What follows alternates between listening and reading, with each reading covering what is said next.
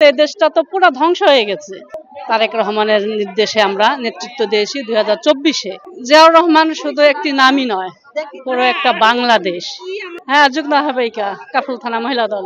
আজকে আমাদের খুব আলোচিত একটা স্মরণীয় দিন।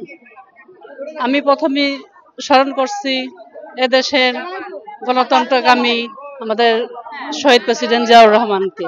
জিয়াউর রহমান শুধু একটি নামই নয়, পুরো একটা বাংলাদেশ।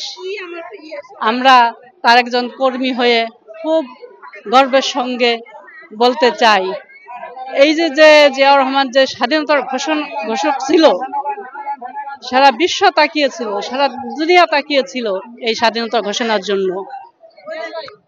আমরা আজকে গভীর শ্রদ্ধার সাথে স্মরণ করছি। বাংলাদেশের জনগণের পক্ষ থেকে বলতে চাই, আমাদের মূল লক্ষ্য ছিল বাংলাদেশের স্বাধীনতা, এবং সেই স্বাধীনতা আমাদের জিয়াউর রহমান ঘোষণা করছে।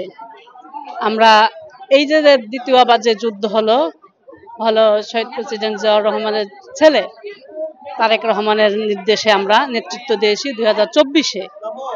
এই 24-এ আমরা 71 দেখিনি, কিন্তু 24-এ যুদ্ধে অংশগ্রহণ করেছি, এবং শহীদ প্রেসিডেন্ট জিয়াউর রহমান ছিল সফল একজন রাষ্ট্রনায়ক।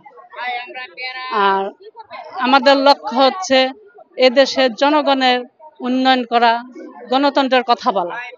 আমরা গণতন্ত্র যেটা চাই, গণতন্ত্র এখন কি চায় দেশের একটা নির্বাচনের বাইরে একটা সুস্থ জাতি কখনো আগাইতে পারে না।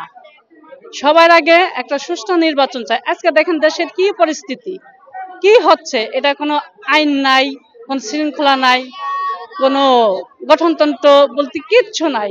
মানুষ যেখানে পাচ্ছে সেখানে খুন হচ্ছে, ধর্ষণ হচ্ছে, নির্যাতিত হচ্ছে। কোন শৃঙ্খলা বলতে এই দেশটা তো পুরো ধ্বংস হয়ে গেছে।